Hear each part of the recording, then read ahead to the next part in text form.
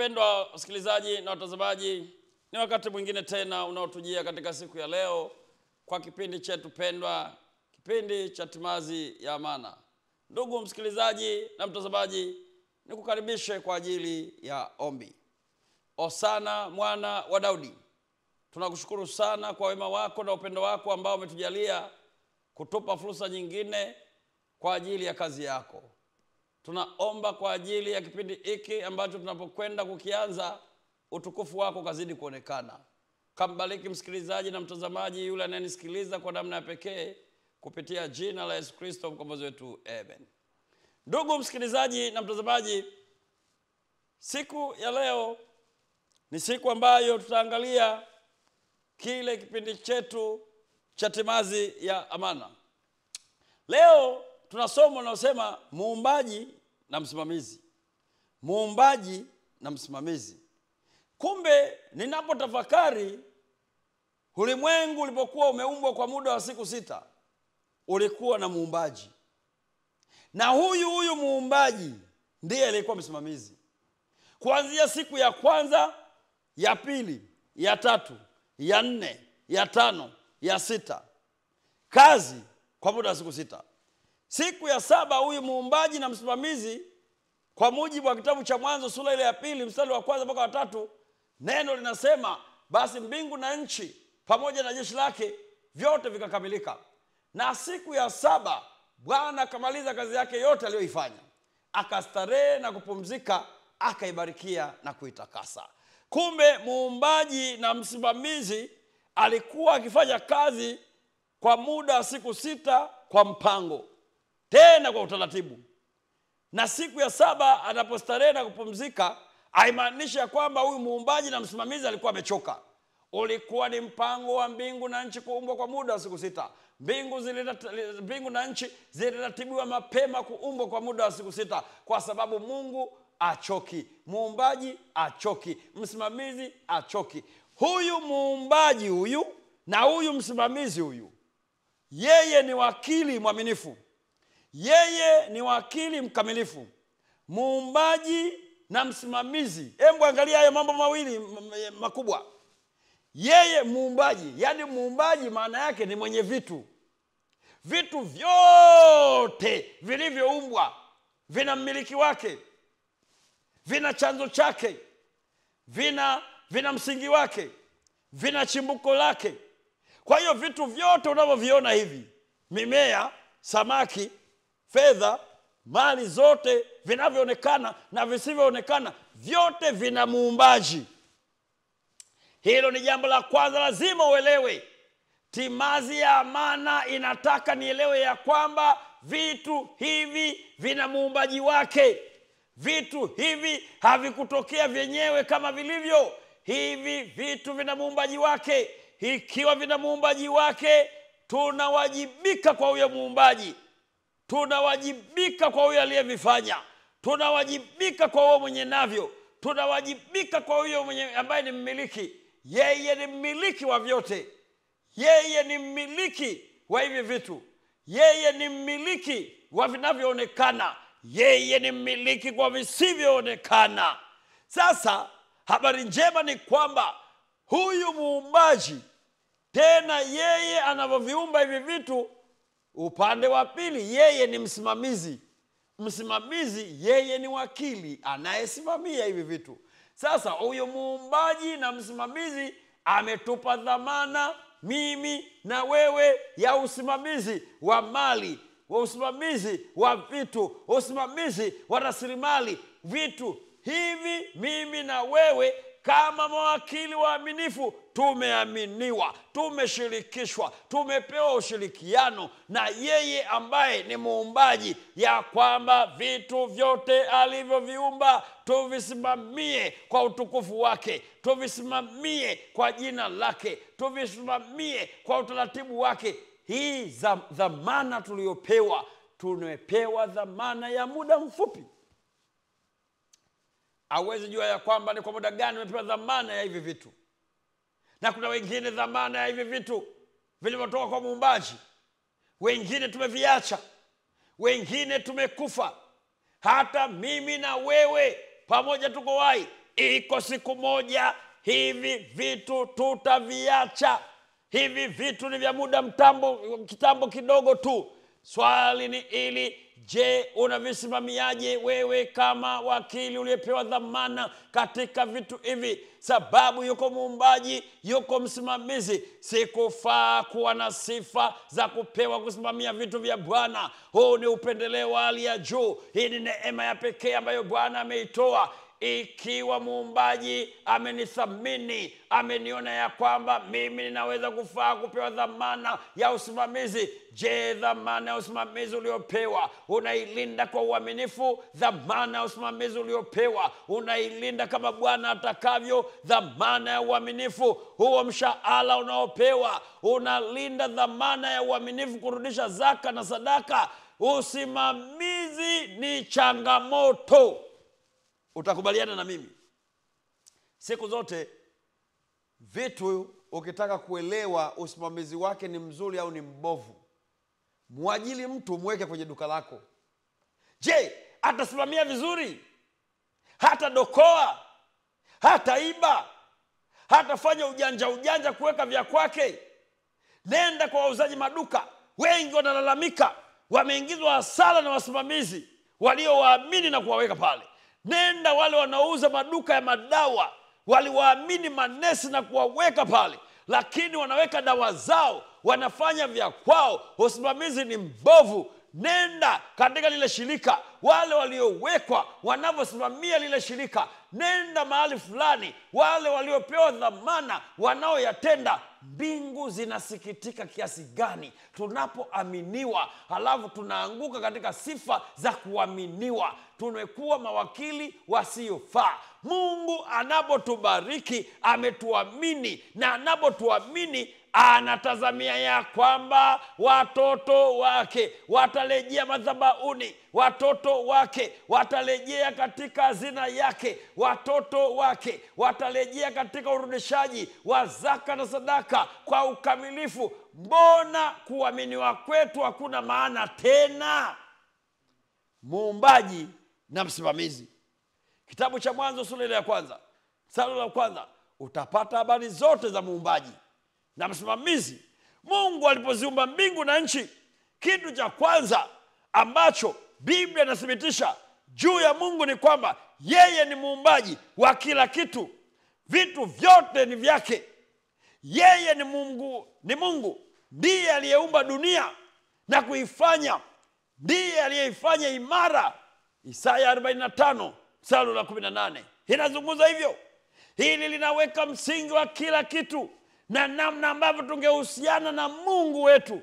Je, mahusiano yetu na Mungu yanahusiana vipi kama wasimamizi wa mali zake? Je, mahusiano yetu na Mungu yameharibika vipi kwa ajili ya vitu vya kupita? Je, ni kitu gani kinaharibu mahusiano yako na Mungu wa mbinguni? Je, ni fedha?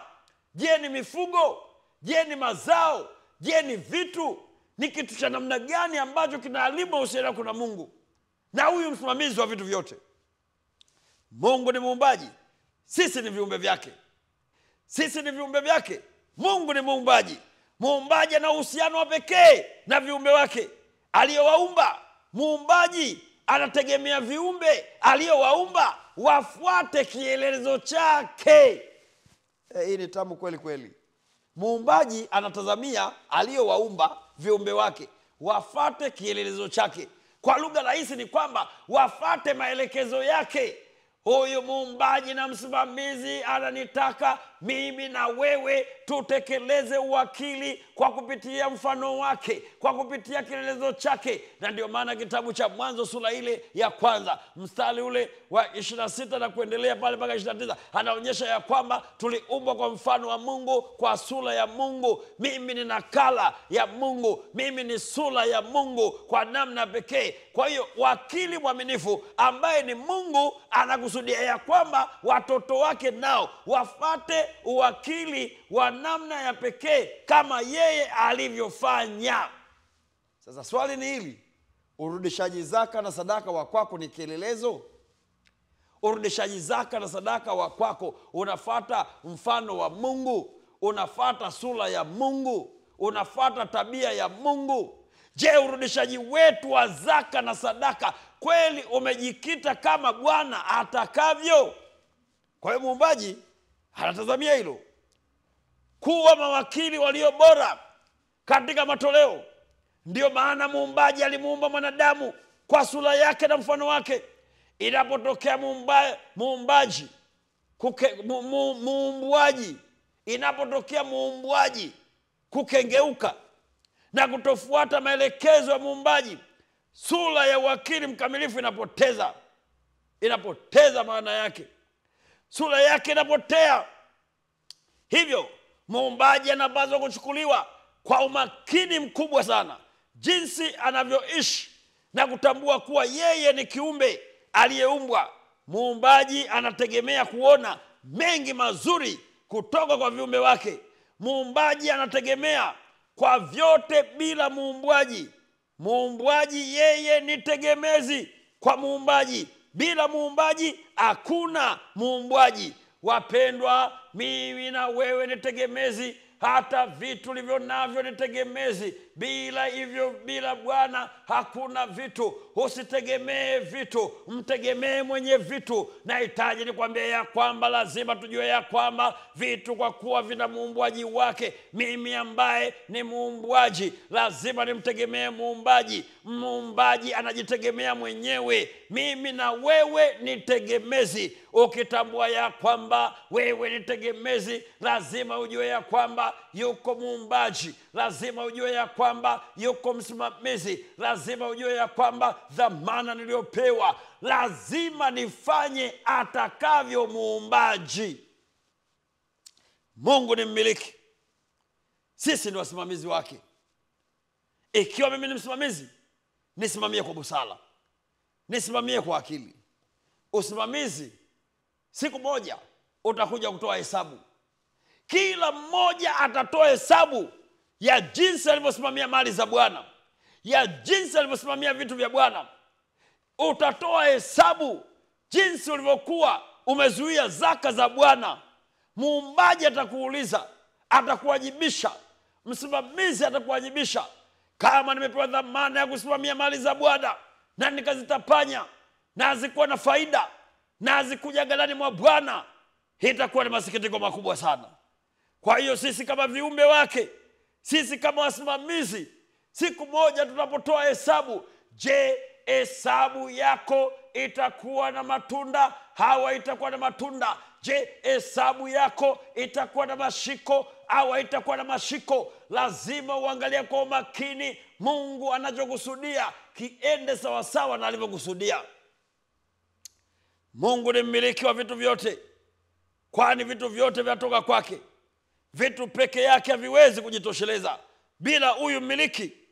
Mwanadamu anapaswa kutambua kuwa hayuko hapa alipo kwa sababu ya vitu, ila yuko kwa sababu ya mmiliki aliyefanya vitu kuwako. Hivyo tunapaswa kumtegemea mmiliki anayetoa vitu, sio vitu kutegemea vitu visivyokuwa na uwezo bila mmiliki wake. Ninakwambia ya kwamba hiyo kampuni yako iko hapo kwa sababu ya mwenye vitu. Ninakwambia ya kwamba hata hiyo kazi iko hapo kwa sababu ya mwenye vitu. Nakwambia ya kwamba hata hiyo mashamba yako hapo kwa sababu ya mwenye vitu. Hata hiyo mifugo iko hapo kwa sababu ya mwenye vitu. Hata elimu ulionayo iko hapo kwa sababu ya mwenye vitu. Hata cheo ulicho nacho kiko hapo kwa sababu ya mwenye vitu. Hata rasilimali ulizonazo ziko hapo kwa sababu ya mwenye vitu. Embu ondoa akili isiyofaa. Jua ya kwamba hapo ulipofikia ni kwa sababu ya mwenye vitu. Hata mimi na wewe ni kwa sababu ya mwenye vitu. Haujafika hapo kwa sababu ya hivyo vitu kuwako, la asha. Ni kwa sababu ya Mungu pekee. Ikiwa ni kwa sababu ya Mungu pekee, mpe utukufu Mungu wake. Mpe utukufu na stahiki yake. Mpe nafasi yake ya kwanza. Utambue ya kwamba bila yeye usingelifika hapo. Unajua kuna wakati mwingine tunajisahau sana. Kuna watu wakati mwingine baada ya kumwangalia mwenye vitu, tunaangalia vitu. Kuna mtu mmoja alinifurahisha siku moja, akasema ya kwamba mimi siongei na mbwa, mimi ninaongea na mwenye mbwa. Ina msemo mkubwa sana. Mimi siongei na mbwa, ila ninaongea na mwenye mbwa, kwa sababu anatambua mwenye mbwa ni nani. Umeona yuko kitu? Kwa hiyo tukitambua ya kwamba yuko mwenye vitu, hatutahangaika na vitu, kwa sababu vitu havijitoshelezi bila yeye. Kwa hiyo makaratasi haya ambayo ni fedha zina mwenye nazo. Kwa hiyo mwenye nazo anapozitaka fedha zake zije ghalani mwa Bwana, na huyu mwenye nazo ndio amesema leteni zaka kamili ghalani. Kwa nini ung'ang'anie vitu visivyo vya kwako? Ninaongea na wewe mama unayenisikiliza na kunitazama. Ninaongea na wewe baba, ninaongea na wewe kijana, ninaongea na wewe kiongozi. Kwa nini unang'ang'ania vitu visivyo vya kwako? Na mwenye navyo anasema ya kwamba yeye ndiye muumbaji, yeye ndiye msimamizi. Anajua alichokupatia, anajua alipowekeza kwako, anajua dhamana aliyokupa ya muda mfupi tu. Kwa nini ung'ang'anie vya watu? Nikuulize swali. Leo hii roho yako ikihitajika, ulivyovingangania vyote vitakuwa vya nani? Leo ukifa, mali hizo zitakuwa za nani?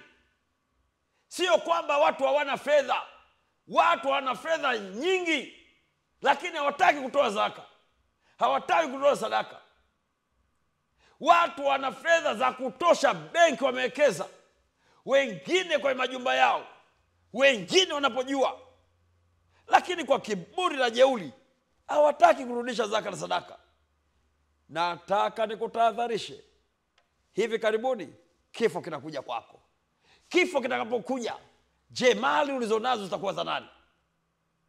Watu wana mali nyingi, lakini hawataki kutoa zaka na sadaka, na muumbaji anajua hilo, na msimamizi anajua hilo. Kwa ni jambo la kutafakari kwa kina sana, la kujioji. Mungu anahitaji atambulike, yeye ni mmiliki wa vyote. Dhama hii ya usimamizi inapaswa kuchukuliwa kwa tahadhari sana na umakini wa hali ya juu, ili kutimiza wajibu wa usimamizi ulio bora kwa dhamana ya muda mfupi tuliopewa.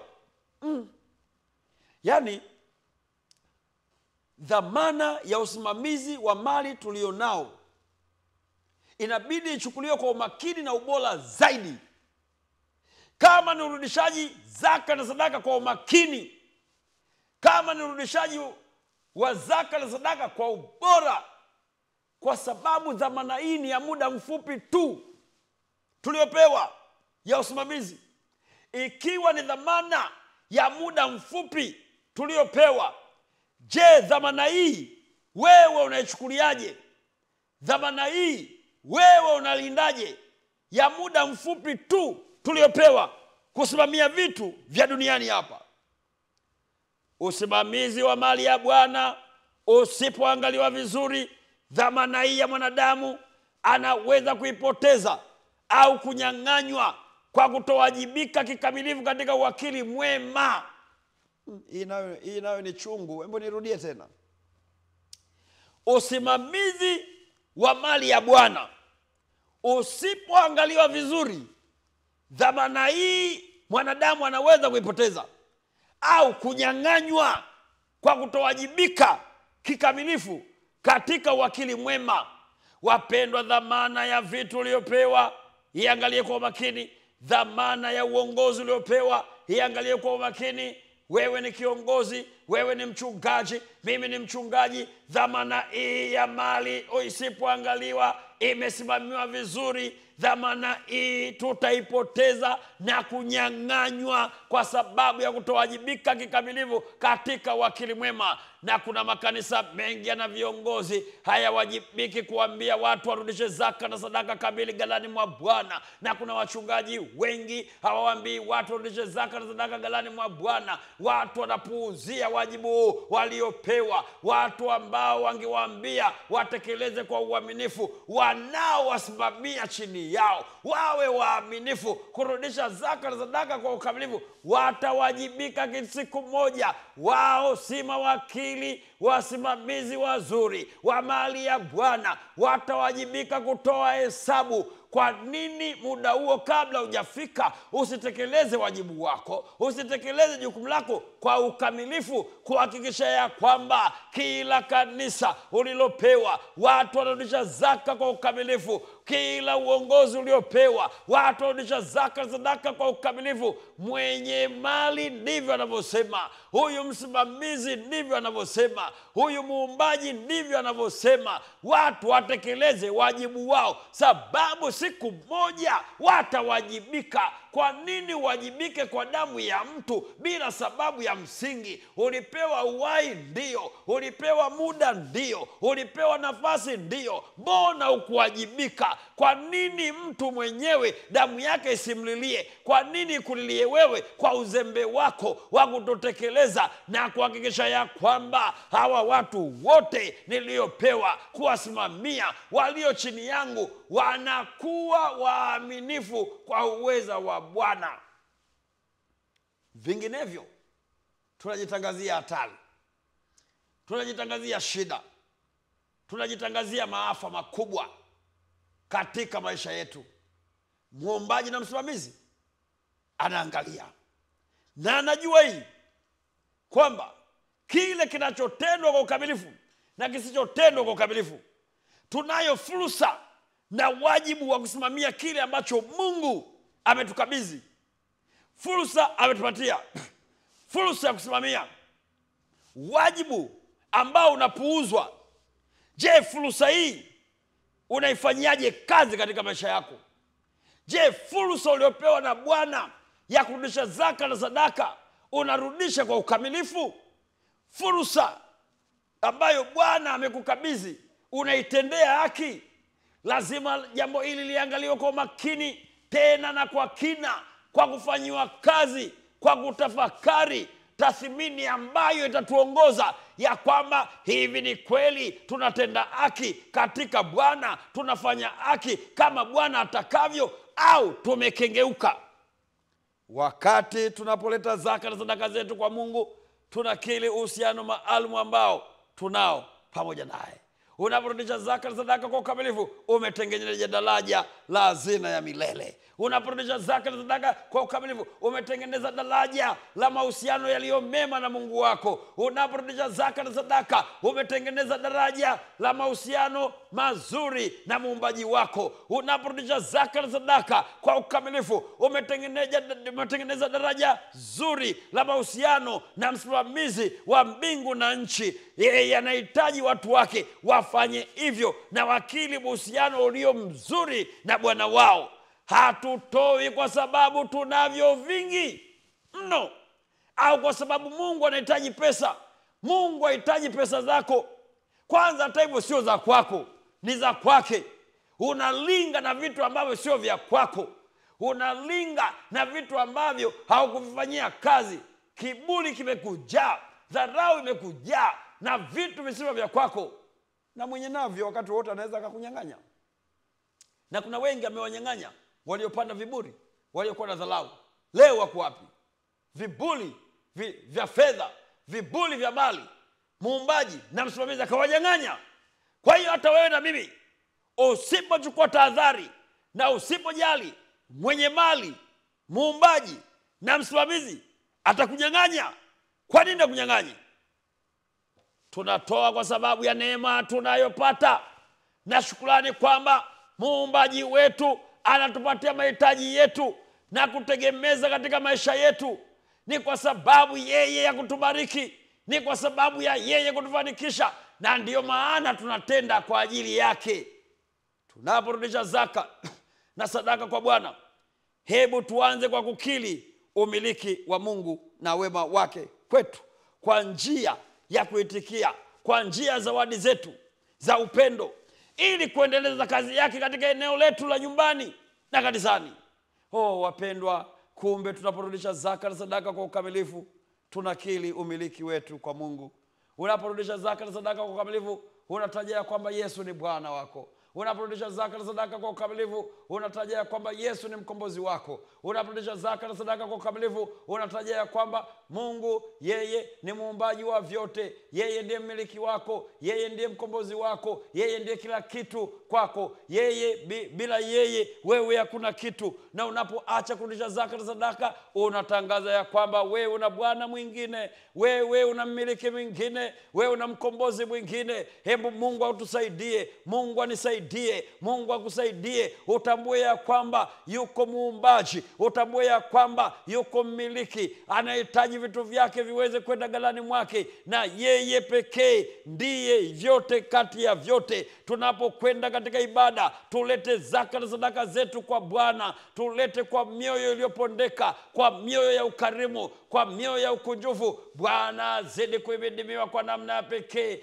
Inawezekana kabisa tukafanya matengenezo na uamsho wa pekee katika familia zetu, katika makanisa yetu, katika mitaa yetu, na Bwana akainuliwa na jina la Bwana likazidi kutukuzwa, kwa kuwa Bwana umpenda yeye atoaye kwa moyo wa ukunjufu. Bwana azidi kukubariki katika maisha yako, azidi kukubariki katika shughuli za mikono yako, ili zitambue ya kwamba yuko mkombozi, yuko muumbaji, yuko mmiliki katika vyote. Tumpelekee vyote katika hazina yake, kazi yake isonge mbele. Mimi msimamizi niliyopewa, na wewe ni msimamizi uliopewa kwa dhamana hii ya muda mfupi wa maisha ya hapa. Tekeleza dhamana yako usimamizi kwa uaminifu, kwa kurudisha kwa ukamilifu. Nenda kwenye ibada na matoleo yaliyo kamili machoni pa Bwana. Hautabaki kama ulivyo. Bwana akubariki katika yote, katika jina la Yesu Kristo mkombozi wetu, amen. Na tuombe. Baba, asante kwa ajili ya neno la uzima. Tumeona ya kwamba wewe ni muumbaji, wewe ni mmiliki, vitu vyote ni vya kwako. Tunawajibika kwako muumbaji, sisi waumbwaji, wewe ni muumbaji. Tenda makuu katika maisha yetu. Kabariki ndugu wasikilizaji na watazamaji, wanapokwenda kwenye ibada, waende na zaka na sadaka kwa ukamilifu. Bariki mambo yetu, tuandae kwa ufalme wako, katika jina la Yesu Kristo mkombozi wetu tunaomba, amen.